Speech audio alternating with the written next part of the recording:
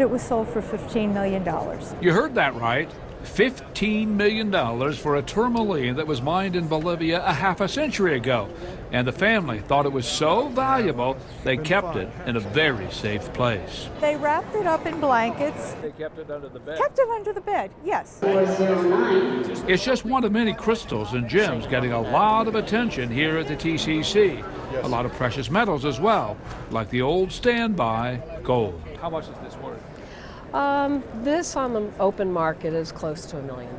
It's crystallized gold, which doesn't fluctuate with market prices, which is about $1,200 an ounce right now.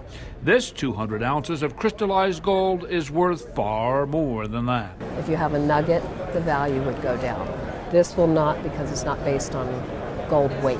It's based on how pretty it is. It is pretty, but you have to ask who would pay $1 million for it. Well, this is a perfect one for a museum because this isn't like the finest crystallization, but it still has that major wow factor. Because if you walk into a museum and you see a hunk like that, you're going, oh, wow. That wow factor is on display from end to end at this 64th Gem Show at the TCC.